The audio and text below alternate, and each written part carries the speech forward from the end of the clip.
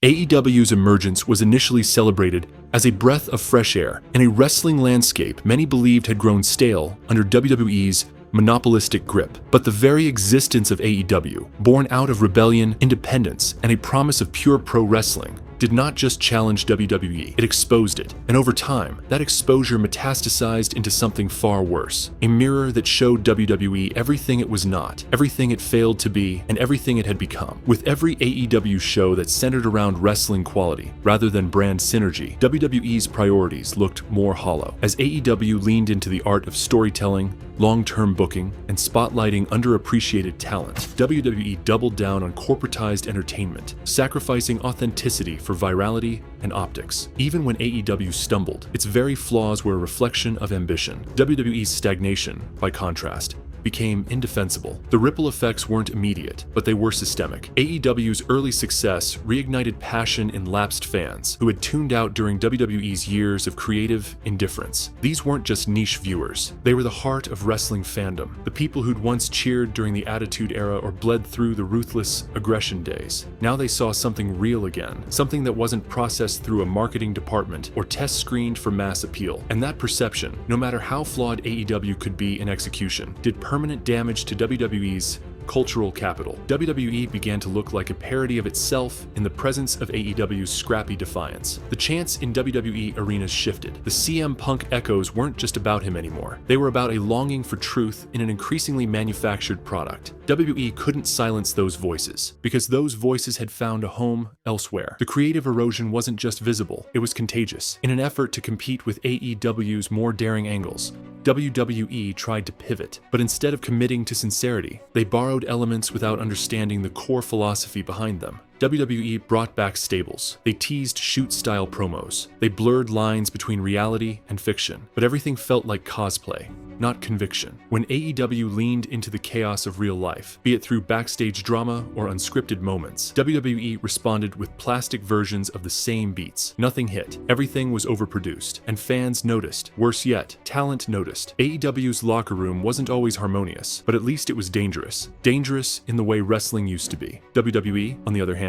became risk-averse in all the wrong ways. They wanted the appearance of edge without the sharpness. The developmental pipeline began to rot from the inside. Where once WWE could poach elite indie wrestlers and reprogram them into stars, that strategy backfired in the AEW era. The likes of Keith Lee, Karrion Kross, and others were stripped of their identities and repackaged with gimmicks no one asked for. AEW didn't just offer an alternative for fans, it became the dream destination for wrestlers who wanted to stay whole. As WWE tightened its grip on what it meant to be TV-ready, AEW let its talent breathe. That freedom led to inconsistency. Yes, but it also led to magic. Eddie Kingston cut promos that transcended wrestling. MJF weaponized his own origin story to create seismic moments. Bryan Danielson shed the last vestiges of his WWE character to become something primal. And with every authentic moment AEW delivered, WWE looked more lost. WWE's obsession with moments, those artificially constructed WrestleMania moments that are pushed on fans like advertisements,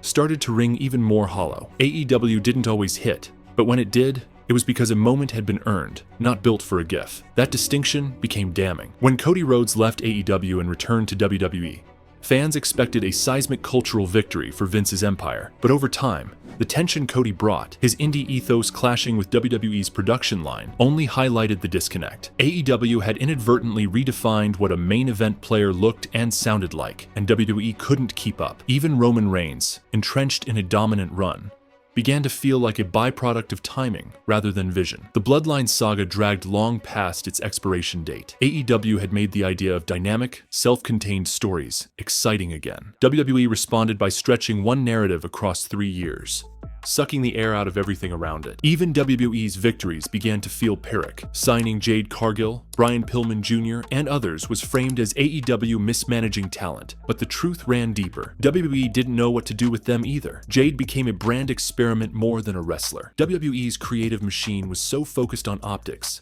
that it had no idea how to build from the ground up. AEW, for all its flaws, had at least tried to do that. The midcard mattered. The TNT Championship had meaning. Tag teams were prioritized. Meanwhile, WWE's secondary titles bounced between irrelevance and overcompensation. When AEW made mistakes, they came from trying too much. When WWE failed, it came from doing too little. The fan culture shifted irreversibly. AEW reignited debate, discourse, and passion. WWE became the subject of resignation.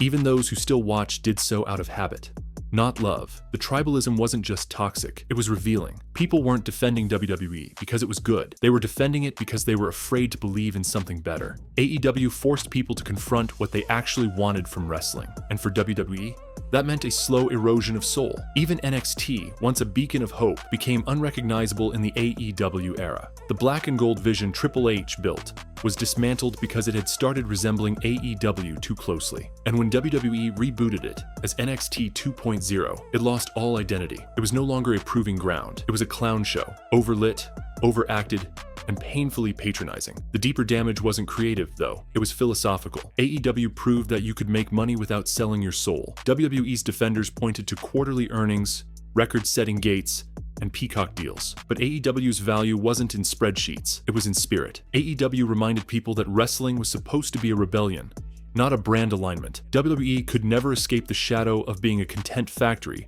once AEW existed. AEW's mere presence rewrote what success looked like in wrestling. It wasn't about Saudi deals or TikTok partnerships. It was about connection, emotion, vulnerability. And the more WWE tried to chase relevance through synergy, the more disconnected it became. This fracture only widened in the TKO era. WWE's merger with UFC should have been a power move. Instead, it exposed just how far removed WWE had become from wrestling. In their attempt to be mainstream, they had become neutered. AEW never needed ESPN coverage to matter. WWE now begged for it. The language shifted. Wrestlers became superstars, became entertainers, became assets. Meanwhile, AEW's roster wore their bruises with pride. It wasn't perfect. It never pretended to be. But that lack of polish became its greatest weapon. AEW showed that the messiness of wrestling was part of its beauty. WWE wanted control so badly that it sanitized its own identity. Even WWE's attempts at meta commentary fell flat. When they tried to acknowledge AEW,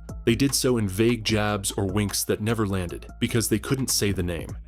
And that silence spoke volumes. AEW lived rent-free in the mind of WWE, even as WWE pretended it was above the fray. But the fans weren't fooled. They could tell who was setting trends and who was reacting. WWE stopped being the industry leader in spirit. They became the old empire, desperately trying to mimic the revolution they never saw coming. AEW's influence reshaped expectations in irreversible ways. Fans no longer accepted half-hearted booking because they'd seen it done better. They demanded transparency, consistency, investment. WWE tried to adapt, but failed to internalize the shift. They kept building stadium shows around the same handful of faces, while AEW built narratives around growth and change. WWE's audience began to stagnate, not because people stopped caring about wrestling, but because they stopped believing WWE was capable of care. The very definition of making it changed. Once, WWE was the end goal. AEW disrupted that. It created a world where success wasn't defined by walking into WrestleMania. It was defined by having creative freedom, meaningful matches, and a legacy you could own. WWE could never offer that again, not without stripping its entire identity down and rebuilding from scratch. And it won't, because AEW forced WWE into a corner it can't escape from. A corner where its own limitations are always on display, even when AEW makes critical errors or suffers from internal turmoil.